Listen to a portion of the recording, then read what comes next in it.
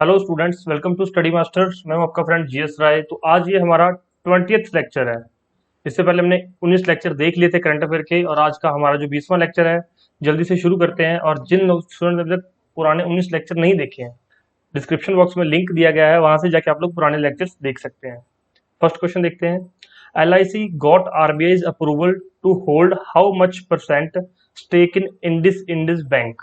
वही LIC को IndusInd bank में कितने प्रतिशत हिस्सेदारी रखने के लिए आरबीआई की मंजूरी मिली है? ऑप्शन देख लीजिए यहाँ पर। राइट आंसर क्या है? 9.99%। अब क्वेश्चन ये भी पूछा जा सकता है एग्जाम में। इसके अलावा दो क्वेश्चन और बन सकते हैं। पहला, LIC की स्थापना कब हुई थी। दूसरा, आरबीआई की स्थापना कब हुई थी, आरबीआई की जो है प्रेजेंट गवर्नर कौन है। ये क्वेश्चन है। मैंने आपको पुराने 19 लेक्चर में ये सारी चीजें एक एक चीज आपको बहुत अच्छे से करवाई हुई है। जो स्टूडेंट्स रेगुलर लेक्चर देख रहे हैं उनको सारी चीजें समझ में आई हुई है, और उनको सारी चीजें पता भी हैं। और जो बच्चा पहली बार आया है वो पुराने लेक्चर्स जरूर देख ले। अब इसमें से एक नया क्वेश्चन बन सकता है। वो क्या है कि इंडस इंड बैंक की स्थापना कब हुई थी? 1994 के अंदर, 1994 में इस बैंक की स्थापना की गई थी। नेक्स्ट देखिए यहाँ पर। National summit on agro and food processing started on which date. कृषि और खाद्य प्रसंस्करण पर राष्ट्रीय शिखर सम्मेलन किस तारीख को शुरू हुआ था? राइट आंसर क्या है? 14 दिसंबर, दिसंबर 14। नेक्स्ट क्वेश्चन देखो। India has launched the second edition of Water Innovation Challenges with the Royal Embassy of which nation? Bharat ने किस देश के शाही दूतावास के साथ जल नवाचार चुनौतियों का दूसरा संस्करण शुरू किया है? ऑप्शन देख लीजिए। नीदरलैंड, स्वीडन, डेनमार्क और स्विट्जरलैंड। तो राइट आंसर क्या है यहाँ पर? राइट आंसर है डेनमार्क। अब यहाँ पर डेनमार्क, हमने एक नया कंट्री पढ़ लिया आज। तो डेनमार्क की कैपिटल क्या है? कोपहेगन। क्या है? कोपहेगन। भारत ने किस देश के शाही दूतावास के साथ जल नवाचार चुनौतियों का दूसरा संस्करण शुरू किया है? डेनमार्क। अब न्यूज में है डेनमार्क, तो इसकी कैपिटल पूछी जा सकती है कोपहेगन। अब डेली आपको एक या दो ऐसे कंट्रीज बताए जाते हैं जो न्यूज के अंदर है, जो करंट अफेयर के अंदर है, और उनके जो है कैपिटल आपको जरूर याद रखनी है, क्योंकि एग्जामिनर कई बार डायरेक्ट क्वेश्चन यहीं से उठा लेता है। नेक्स्ट देखो। Geeta Jayanti is being celebrated on which date. Geeta Jayanti किस तारीख को मनाई जा रही है? तो दिसंबर 14 को जो है गीता जयंती भी मनाई जा रही है। नेक्स्ट देखो।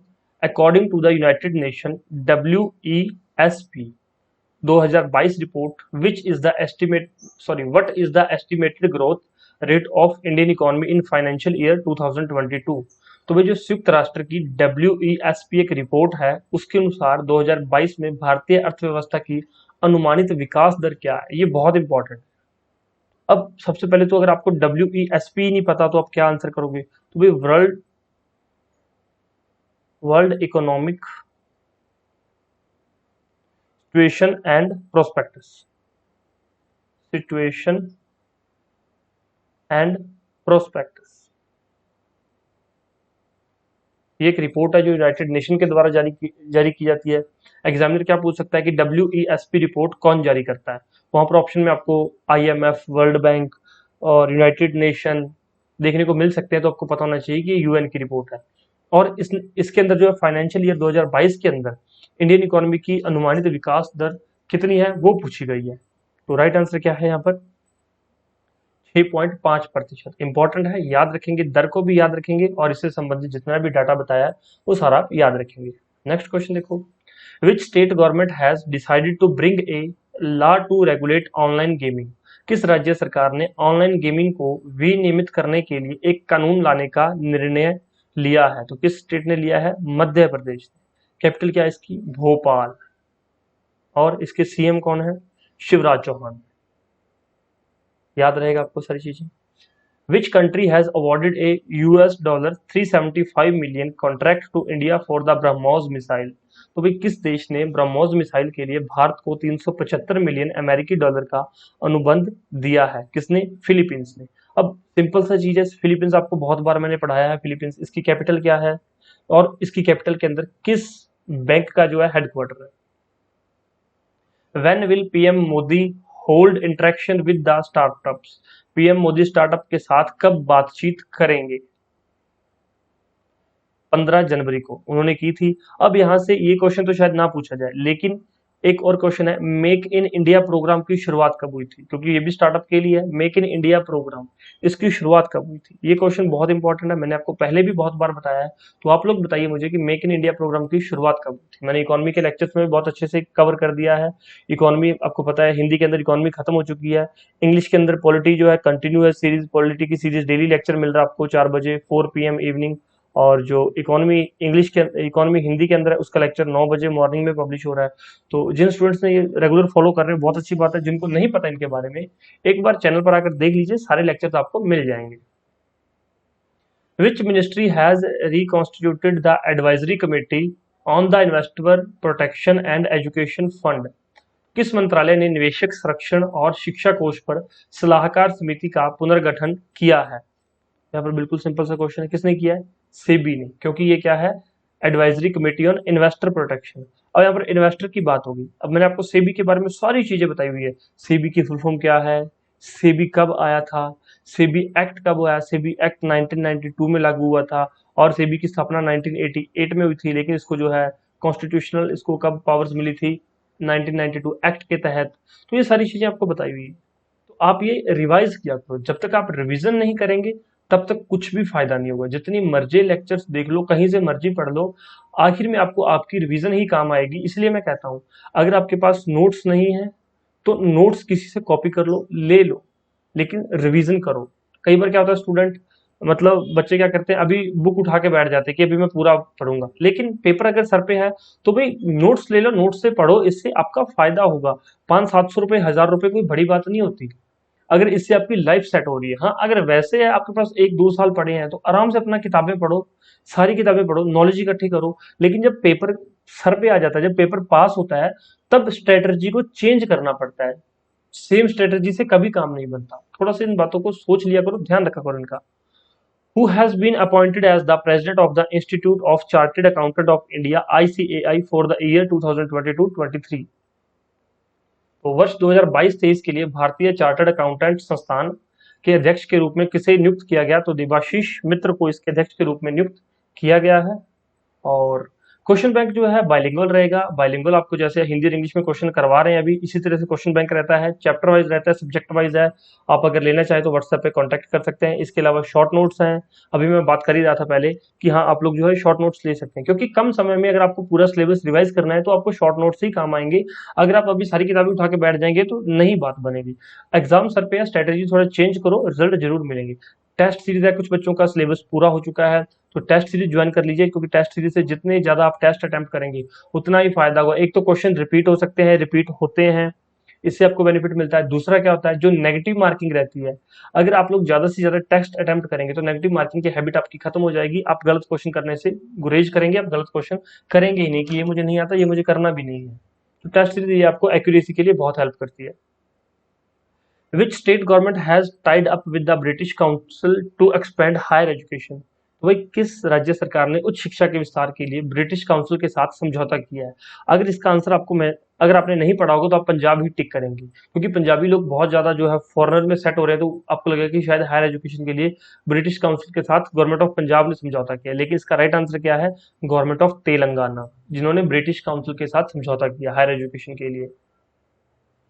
Who has started the Jeeva programme to promote natural farming? तो भाई जीवा प्रोग्राम किस चीज से संबंधित है? नेचुरल प्रोग्रामिंग से, प्राकृतिक खेती से संबंधित है। और इसको जो है प्रमोट कौन कर रहा है? इसकी शुरुआत, जीवा कार्यक्रम की शुरुआत किसने की है? तो किसने की है? कृषि और ग्रामीण विकास के राष्ट्रीय bank, national bank for agriculture and rural development, जिसको कि शॉर्ट में नाबार्ड लिखा रहता है कई बार पेपर में। तो नाबार्ड का आपको पता होना चाहिए। स्थापना कब हुई जिसकी? 1982 के अंदर। मैं चीजें आपको बार बार बताता रहता हूँ, लेकिन कुछ मैं आपके लिए छोड़ देता हूँ, क्योंकि आप खुद भी थोड़ा माइंड पे स्ट्रेस दिया करो, थोड़ा माइंड पे जोर डाला करो कि ठीक है मैंने पिछले लेक्चर में भी तो पढ़ा था, फिर भूल गया या फिर भूल गई, तो फिर फायदा क्या हुआ? मतलब अगर आप डेली डेली लेक्चर देख रहे हैं और आपको पिछली चीजें याद ही नहीं है तो फिर फायदा क्या है? तो इसलिए थोड़ा सा अपने हैबिट्स को चेंज करो और खुद को डेवलप करो। Who has been appointed as the member of Securities and Exchange Board of India? तो भाई सेबी का मेंबर अभी किसे नियुक्त किया गया है? किसको किया गया है? अश्विनी भाटिया को। अब ये क्वेश्चन शायद पेपर में ना पूछा जाए, लेकिन सेबी का अध्यक्ष कौन है? ये चेयरमैन कौन है, ये जरूर पूछा जा सकता है। तो कौन है भाई, मंदुबाई पूरी बुच, मधुबाई पूरी बुच। ठीक है, ये आप लोग गूगल पे भी चेक कर लेना, ये नाम है, ये अध्यक्ष है सेबी के। और ऐसे क्वेश्चन एग्जाम में पूछ लिए जाते हैं। फिर क्या होता है, या तो हम करके नहीं आते या फिर नेगेटिव मार्किंग हो जाती है जब तुक्का मारते हो आप लोग। तो Prabha Narasimha has been appointed as the CEO and MD of which company in the place of Ram Raghavan. किस किस जो है किस कंपनी में नियुक्त किया गया है, Colgate Palmolive limited. What is the rank of India in the Democracy Report 2022 released by VDEM Institute? Most important question. भाई डेमोक्रेसी रिपोर्ट 2022 में जो किसके द्वारा रिलीज करेगी, वी डैम इंस्टीट्यूट के द्वारा रिलीज करेगी, इंडिया क्या क्या रैंक है। तो इंडिया का रैंक कितना है, 93rd रैंक है इंडिया का। ये रैंक आप अलग से एक पेज पे लिख लो, पेपर से पहले, पेपर में जाने से पहले रिवाइज करके चले जाना। On which day the pi day is being celebrated around the world. तो भाई पाई डे पूरे वर्ल्ड में, पूरे विश्व में किस दिन मनाया जाता है। सिंपल सा क्वेश्चन है, कब मनाया जाता है, 14 मार्च को। The national dolphin day is being celebrated on which day. भाई राष्ट्रीय डॉल्फिन दिवस किस तारीख को मनाया जाता है। अब आपके माइंड में क्या होगा, ये 14 अप्रैल को मनाया जाता है, एक चीज याद रखना। अब आपके माइंड में कि ये डे याद रखने की जरूरत क्या है। अब आपको पता है कि डॉल्फिन जो है हमारा राष्ट्रीय जलीय जीव है, डॉल्फिन, गेंगिस डॉल्फिन या फिर गेंजिस डॉल्फिन, जो भी आप गंगा डॉल्फिन है उसको बोलते हैं। तो वो हमारा राष्ट्रीय जलीय जीव है। तो इसलिए ये इंपॉर्टेंट होता है कि नेशनल डॉल्फिन डे कब मनाया जाता है, तो 14 अप्रैल को मनाया जाता है। इससे पहले मार्च 14 को पाई डे मनाया जाता है, ये दोनों याद रखेंगे आप। What is the India's retail inflation rate in March as per the data released by NSO. NSO के द्वारा डाटा रिलीज किया गया है। तो आंकड़ों के अनुसार मार्च में भारत की खुदरा मुद्रास्फीति दर क्या रही है, क्या रही है, 6.95%। यूनाइटेड नेशन की जो मैंने मुद्रास्फीति जो बताया था फाइनेंशियल ईयर के अंदर, वो भी याद रखना। और एनएसओ की फुल फॉर्म क्या है, नेशनल स्टैटिस्टिकल ऑफिस। मैंने आपको बताया था एनएसओ, एनएसएसओ, सीएसओ, तो अच्छे से आपको याद होगा सारी चीजें। The first Khelo India national ranking women archery tournament has been held in which city.